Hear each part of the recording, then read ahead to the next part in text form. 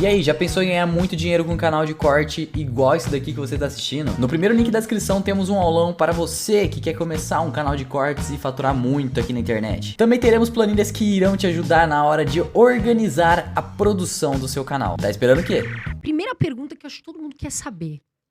A gasolina tá cara. E aí a culpa é de quem? Porque as pessoas falam, a culpa é do governo, a culpa é da Petrobras. O que tá acontecendo que a gasolina tá cara e de quem que é a culpa? Olha, hoje o contexto mundial é muito ruim para isso, aumenta o preço do combustível, encareceu o barril do petróleo. Mas eu acho que o principal culpado, sem dúvida alguma, é a quadrilha do PT. Porque se eles tivessem feito o que eles deveriam ter feito durante os seus 14 anos de governo, o Brasil seria hoje no campo do refino, né, que é o grande gargalo, o grande problema do preço do combustível tá alto. Nós teremos refinarias suficientes no Brasil para garantir a nossa autonomia, a nossa independência, a nossa blindagem com relação a essa variação lá fora. Então, cara, eu te dou alguns exemplos, né? Alguém lembra quem fazia parte do conselho da Petrobras, na época do governo do PT? Criticam o Bolsonaro por tá interferindo na Petrobras. O PT tinha no conselho da Petrobras Dilma, José Dirceu, Palocci e companhia roubando o Brasil. Compraram Pasadena, é um ferro velho, não serve para nada. Dívida para os brasileiros. Abreu e Lima gastaram bilhões e não foi concluído.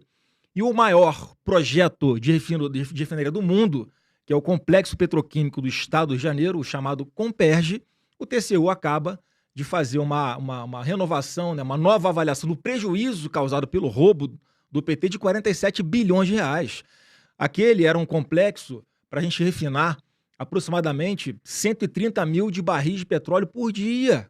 Sabe quantos foram processados até hoje? Zero. Nenhum. Então, hoje o Brasil, infelizmente, ele é autossuficiente na extração do petróleo, mas como não tem condição de refinar, ou seja, transformar o petróleo em gasolina, em todos os seus derivados, tem que mandar uma parte disso lá para fora e comprar isso refinado em dólar. E o dólar hoje está caro. O dólar está valorizado no mundo todo.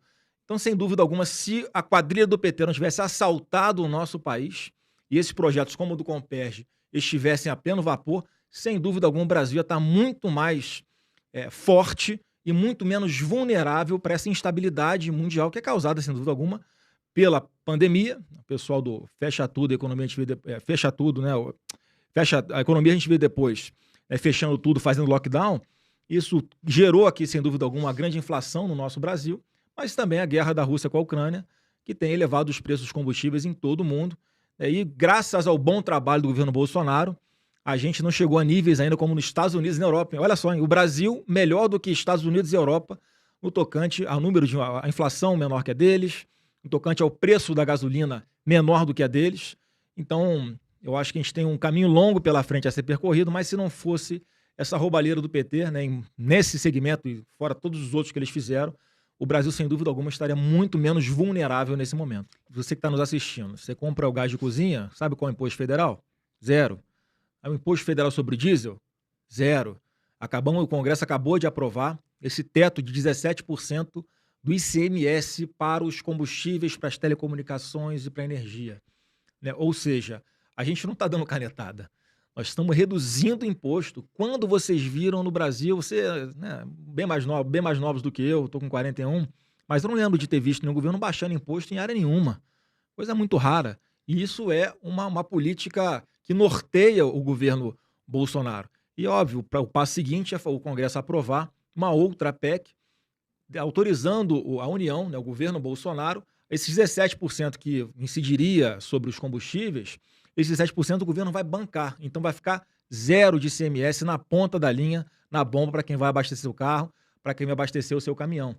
Então o governo pode chegar nesse ponto, Carol, por quê? Nós fizemos dever de casa.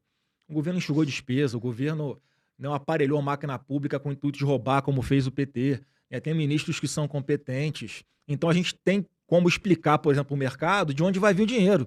Ano passado a arrecadação nossa foi 300 bi acima do que estava previsto, sem aumentar imposto, mais uma vez, reduzindo os impostos. Quer dizer, foi todo esse trabalho de digitalização, de enxugamento da máquina pública, de dar transparência para as coisas, que permitiu que nós tivéssemos esses recursos que salvaram o Brasil durante a pandemia. Se não fosse o Auxílio Brasil, o auxílio emergencial na época de R$600, se não fosse o Auxílio Brasil agora, se não fosse o governo Bolsonaro dando dinheiro para os estados, para que as unidades hospitalares não virassem um caos. Quer dizer, o Brasil era para a grande imprensa aqui no Brasil tá aplaudindo, comemorando junto que o Brasil está melhor que os outros países. Mas parece que estão com saudade da quadrilha voltar a assaltar o nosso país. Inclusive, acho que a gente saiu na frente dos Estados Unidos aí se antecipando a alta dos juros, né? Acho que eles dormiram por lá, a gente vai falar sobre isso.